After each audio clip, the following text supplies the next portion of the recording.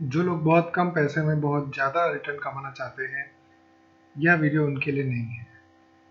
आज हम बात करेंगे यूएसडी आईएनआर में ऑप्शन राइटिंग के थ्रू 0.5% से 1% का रिटर्न कैसे कमा सकते हैं। We are not a SEBI registered advisor and hence this is a standard disclaimer that all the content provided in the channel is for educational purpose only.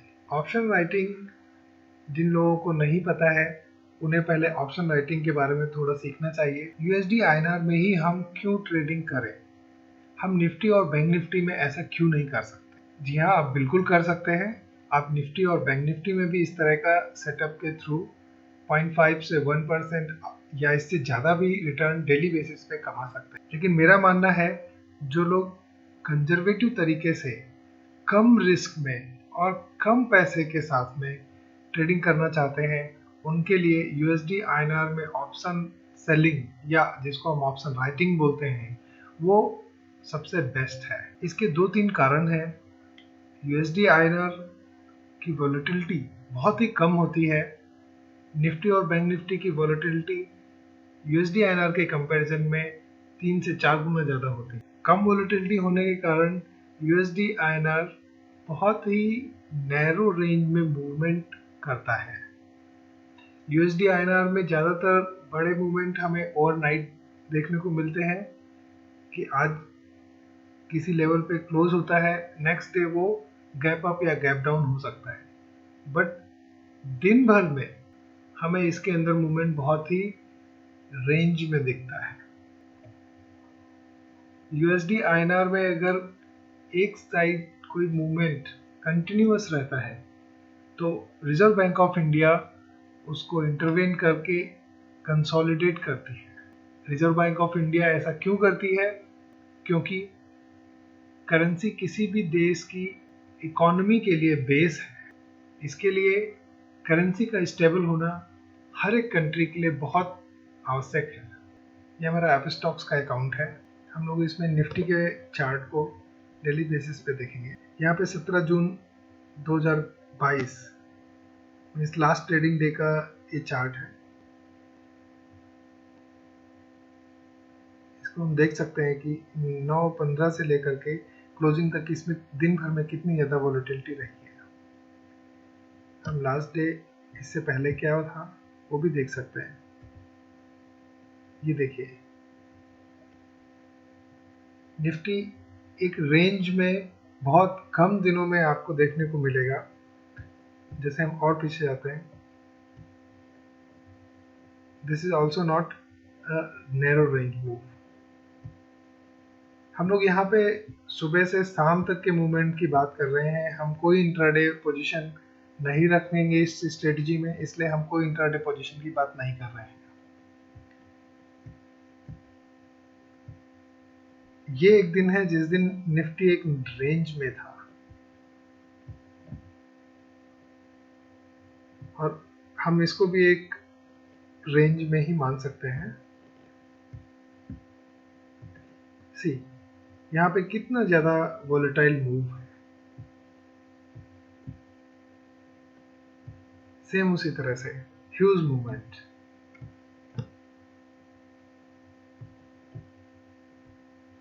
ये comparatively एक narrow range है, huge movement. हम इस तरह से bank Nifty भी देख सकते हैं। ये देखिए, बैंक निफ्टी में भी ह्यूज मूवमेंट्स हैं। बैंक निफ्टी में भी निफ्टी के जैसा ही मूवमेंट आता है। कभी कभी बैंक निफ्टी का मूवमेंट निफ्टी के कंपैरिजन में ज़्यादा फास्ट होता है, कभी निफ्टी का मूवमेंट बैंक निफ्टी के कंपैरिजन में ज़्यादा फास्ट होता है, बट दोनों लगभग एक जैसा ही मूवमेंट करते हैं। अभी हम यूएसडी आईएनआर का 28 जून का फ्यूचर्स देखेंगे। ये यूएसडी आईएनआर का चार्ट है। इसको हमें और छोटा और इसलिए करना पड़ा क्योंकि यूएसडी आईएनआर की ट्रेडिंग सुबह 9 बजे से लेकर के शाम को 5 बजे तक होती है, जबकि इंडाइसिस की ट्रेडिंग हमारी 9:15 से स्टार्ट होकर के 3:30 तक होती है। ये देखिए, ये क्लोजिंग के बाद में next day gap down open हुआ। मैं इसी की बात कर रहा था कि हम इसीलिए इवनिंग में पोजीशन अपनी क्लोज कर लेंगे और ओवरनाइट पोजीशन नहीं रखेंगे। ये देखिए कितना नैरो रेंज में है। ये देखिए ये एक पूरा रेंज में है। ये मूवमेंट इसलिए आया क्योंकि FOMC मीट नेक्स्ट डे थी। INR में ह्यूज मूवमेंट तभी आता है जब कोई इवेंट आ रहा होता है, उसकी भी हम आगे चर्चा करेंगे। ये देखिए ये थोड़ा सा वोलेटाइल था। ये देखिए एक रेंज बिल्कुल फ्लैट। ये देखिए बिल्कुल फ्लैट। ये भी एक रेंज में है। ये देखिए क्लोजिंग में ये मूवमेंट इसका आया। तो हम देख सकते हैं कि USD INR निफ्टी और बैंक निफ्टी के कंपैरिजन में बहुत ज़्यादा टाइट रेंज में रहता है। ऑप्शंस में शॉर्ट सेटल स्ट्रेटजी, जैसा हमने चार्ट में देखा, USD INR का प्राइस एक बहुत ही रेंज में रहता है पूरे दिन, इसलिए हम लोग प्रेफर करेंगे शॉर्ट स्ट्रेटल स्ट्रेटजी। शॉर्ट स्ट्रेटल में हम एट द मनी का call and at the money का पुट बेच देते हैं और उसमें थीटा डीके का बेनिफिट हमें मिलता है। इसमें आप लोग ये ध्यान रखें कि जितनी क्वांटिटी या जितने लॉट आप कॉल साइड के बेचें उतने ही लॉट आप पुट साइड के बेचें। अब इस स्ट्रेटजी को हम USD INR में कैसे इंप्लीमेंट करेंगे? हमारा डेली का टारगेट 0.5 to 1% रहेगा ऑन डिप्लॉयड कैपिटल। हम लोग स्ट्रेडल सेल करेंगे 9:30 से 9:45 के बीच में। सिमिलरली 4:15 से 4:45 के बीच में हम एग्जिट कर लेंगे, या फिर जब भी हमें 0.75 से 1% का प्रॉफिट मिल जाएगा हम पोजीशन क्लोज कर सकते हैं। कितना भी हमें टोटल प्रीमियम मिला है, जो कॉल और पुट साइड के टोटल प्रीमियम को आप ऐड करिए, उसका 30% जब हायर हो जाए तो उसे as a stop loss consider करके आप एग्जिट कर लीजिए। ऐसा एग्जिट करने पे आपको ऐसा करने से आपको 0.3 से 0.5% का लॉस ऑन कैपिटल डिप्लॉयड होगा, बट इसके चांसेस आपको बहुत कम मिलेंगे। इंडाइसिस के ऊपर हम USD INR को क्यों करें? हम ऐसा सेम सेटअप निफ्टी और बैंक निफ्टी में भी कर सकते हैं, बिल्कुल कर सकते हैं। निफ्टी में हमें ऐसा सेटअप करने के लिए 1,10,000 से 1,20,000 पर लॉट का अमाउंट चाहिए होगा। निफ्टी की लॉट साइज 50 होती है। सिमिलरली बैंक निफ्टी में हमें 1.5 लाख से 1.6 लाख चाहिए होंगे, और USD INR में इसकी रिक्वायरमेंट बहुत कम होती है। इसमें सिर्फ 900 से 1,000 रुपये पर लॉट हमें चाहिए। अब हम बात करेंगे इसमें हमें प्रॉफिट कितना मिलेगा। निफ्टी में हम अगर 1 लाख, निफ्टी, बैंक निफ्टी और USD के लॉट साइज डिफरेंट है, उनकी मार्जिन रिक्वायरमेंट डिफरेंट है। इसके लिए मैंने इसको रेशनलाइज किया कि हमें हर 1,000 रुपीज़ पे कितना प्रॉफिट मिलने वाला है। जैसे निफ्टी में हमें 1,18,000 रुपये का अगर हम सेटल करते हैं तो कॉस्ट लगेगा, और इसमें हमें 44,800 का रिटर्न आएगा। ये मैं बात कर रहा हूँ नेक्स्ट मंथ एंड के स्ट्रेडल की, बिकॉज नियर मंथ का आज कंपेयर करना लॉजिकल नहीं है। सिमिलरली बैंक निफ्टी में हमें 1,48,000 के स्ट्रेडल की कॉस्ट आती है और उसमें हमें 53,000 का मैक्स रिटर्न आता है। USD INR में हमें 23,500 की कॉस्ट आती है और उसमें हमें 9,000 का रिटर्न आता है। इस तरह से हम अगर देखते हैं तो हमें एवरी 1,000 रुपीज़ पे, इस तरह से हम देखते हैं 378 रुपीज़ का रिटर्न निफ्टी में, 362 का इन बैंक निफ्टी में और 392 का USD INR में हमें मिलता है। इस तरह से USD INR का रिटर्न निफ्टी और बैंक निफ्टी के कंपैरिजन में ना तो बहुत अच्छा है ना बहुत बुरा है। It is at par, we can say it is at par. अगर हम रिस्क की बात करें तो निफ्टी और बैंक निफ्टी हाई वोलेटिलिटी की वजह से बहुत ज़्यादा रिस्की हैं। USD INR कम वोलेटिलिटी होने की वजह से आपको हो सकता है दोपहर 2 बजे तक ही आपको 0.5% का रिटर्न दे दे, और अगर आप और बहुत सेफ ट्रेड करना चाहते हैं तो आप वहाँ पे अपना प्रॉफिट बुक कर सकते हैं।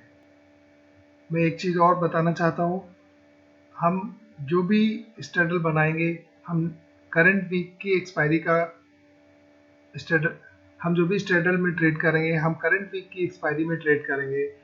और अगर एक्सपायरी एक दिन बाद है तो हम उससे नेक्स्ट वीक की एक्सपायरी का ट्रेड करेंगे यूएसडी एंड आईएनआर में। ऐसा आप निफ्टी और बैंक निफ्टी में भी कर सकते हैं। मैंने ऊपर जो भी प्रॉफिटेबिलिटी के इंडिकेशंस बताए हैं, ये मैंने जस्ट रेफरेंस के लिए नेक्स्ट मंथ की एक्सपायरी का लिया था।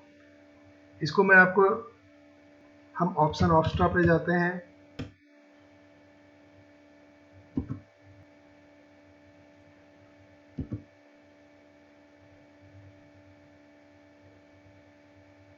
देखिए निफ्टी का हमें नेक्स्ट मंथ का स्ट्रगल करना है। शॉर्ट स्ट्रगल करेंगे इसलिए हम सेल कर देंगे।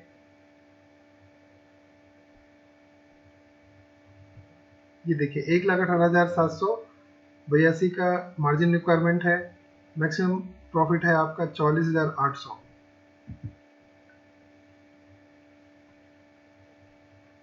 यही हमने बताया था, 1,18,782 का मार्जिन रिक्वायरमेंट, 44,847 का आपको प्रॉफिट होने वाला है।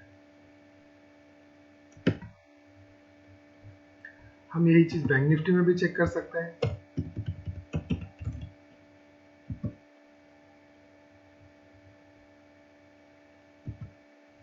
ये 28 जुलाई है, स्ट्रेडल सेल।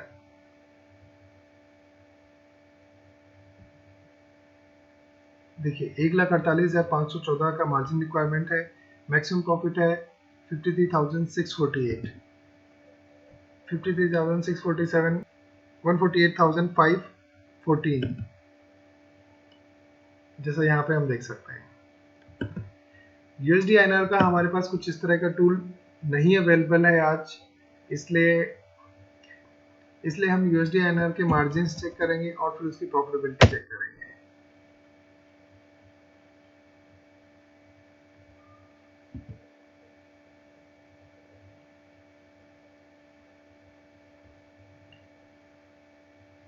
हम चेक करेंगे NSC currency options, USD INR,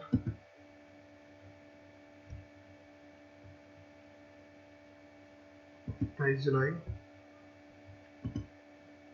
78.25,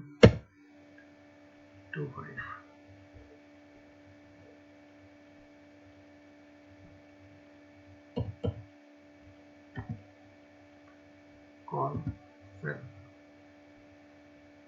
eight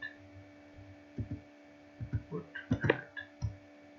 हम देख सकते हैं यहाँ पे हमारे पास NSC currency options USD INR 27 जुलाई की एक्सपायरी का कॉल 78.25 स्ट्राइक 1 लॉट सेल कर दिया। सेम तरीके से हमने यहाँ पे पुट 1 लॉट सेल कर दिया है। ये प्राइस यहाँ पे ठीक नहीं है, ये प्राइस मैं आपको दिखाऊंगा। अब आप देखिए यहाँ पे margins, upfront margin 927 and extreme loss margin is 2347 है। नेट प्रीमियम यहाँ पे ठीक नहीं आता है। हम इसको एनआईसी ऑप्शन चेन पे चेक करेंगे।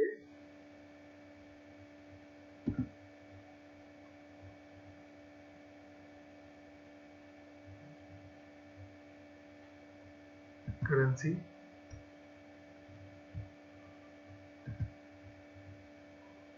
सत्ताईस जुलाई,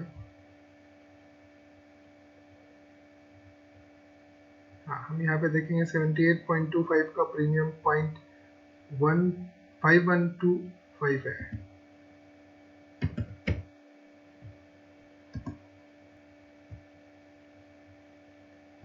पॉइंट 5125 प्लस इसी के सामने पुट का प्रीमियम 0.4675 है।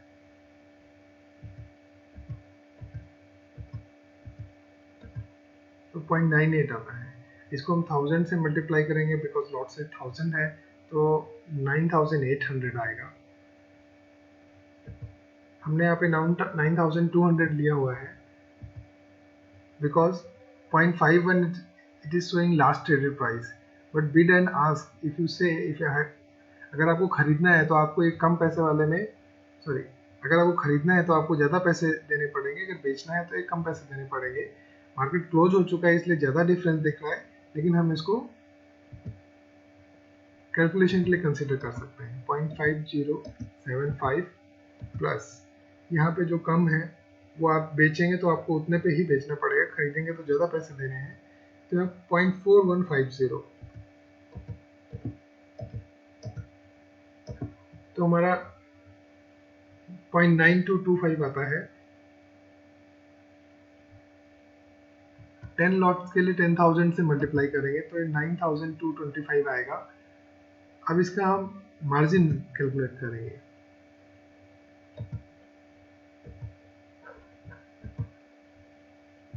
आप देख सकते हैं इसको मल्टीप्लाई किया 1000 से,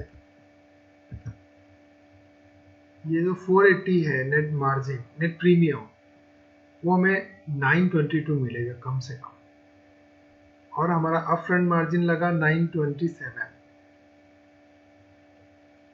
तो ये मार्जिन हमें मिला और हमें देना पड़ेगा 927, और हमारा एक्सट्रीम लॉस मार्जिन हमें देना पड़ेगा 2347। तो देखिए हमें हर लॉट में 2351 रुपये लगेंगे और 10 लॉट के लिए हमें 23,515 रुपये लगेंगे। इसलिए हमने 10 लॉट के लिए यहाँ पे 23,515 रुपये रखे थे। हमने 10 लॉट्स इसलिए लिए थे क्योंकि एक लॉट अगर आप ट्रेड करेंगे तो उसका ब्रोकरेज चार्ज आपको 20 रुपये एक साइड का ब्रोकरेज पड़ेगा। आपको 2 बार कॉल और पुट बाई करना है, इसलिए आपको 4 बार ब्रोकरेज पे करना पड़ेगा। टोटल 80 रुपीज़ आपको ब्रोकरेज देना पड़ेगा। इसके लिए अगर आप एक लॉट पे ट्रेड करेंगे तो आप डेली बेसिस में कोई भी प्रॉफिट नहीं कमा पाएंगे। आपको कम से कम 10 लॉट में ट्रेड करना चाहिए। इस तरह के सेटअप पे काम करते समय हमें 2-3 चीज़ों का ध्यान रखना चाहिए। कुछ इकोनॉमिक इवेंट्स USD INR की ऑप्शन प्रीमियम्स को बहुत ज़्यादा इम्पैक्ट करते हैं। वोलेटिलिटी इन इवेंट्स की वजह से बढ़ जाती है, इस वजह से ऑप्शन के दोनों साइड के कॉल एंड पुट साइड के प्रीमियम्स बढ़ जाते हैं। तो आपको थीटा डीके का बेनिफिट मिलता है, लेकिन वोलेटिलिटी की वजह से प्रीमियम बढ़ जाते हैं और आपका लॉस होता है। इसके लिए हमें उस इवेंट के 2 से 3 दिन पहले तक कोई ट्रेडिंग नहीं करना चाहिए। इवेंट खत्म होने के बाद वोलेटिलिटी कूल ऑफ होती है, तो उस टाइम पे हमें 1% से ज़्यादा का भी रिटर्न मिलता है। इसलिए जिस दिन इवेंट खत्म हो जाए उसके नेक्स्ट डे आपको सबसे ज़्यादा प्रॉफिट मिल सकता है। इस तरह के इवेंट होते हैं मॉनेटरी पॉलिसी जो RBI करता है, और ये 4 बार का शेड्यूल्ड मॉनेटरी पॉलिसी इवेंट है। FOMC मीट, ये 1 साल में 8 बार शेड्यूल्ड मीटिंग्स हैं। और inflation data announcement, inflation data every month हमें आता है, लेकिन quarterly, half yearly and annual data सबसे ज़्यादा इम्पॉर्टेंट है। तो 4 बार हमें सबसे ज़्यादा ध्यान रखना चाहिए। हमें अपनी कैपिटल का 100% इस स्ट्रेटजी में या किसी भी स्ट्रेटजी में डिप्लॉय नहीं करना चाहिए। मैक्सिमम 50% से 70% हम इस स्ट्रेटजी में डिप्लॉय कर सकते हैं, क्योंकि हम इसमें इंट्राडे पोजीशन कर रहे हैं, हम नेक्स्ट डे कोई कैरी ओवर नहीं कर रहे हैं। हमारा लॉस, स्टॉप लॉस हमारा फिक्स्ड है, सो हम इसमें 50 to 70% डिप्लॉय कर सकते हैं। एल्स मैं रिकमेंड करूंगा हमें कभी भी किसी एक स्ट्रेटजी में 30% से ज़्यादा कैपिटल डिप्लॉयमेंट नहीं करना चाहिए। हमें अपने स्टॉप लॉस को ऑनर करना चाहिए। हमारा प्रीमियम अगर 30% से ज़्यादा बढ़ जाता है तो हमें उसे बुक कर लेना चाहिए।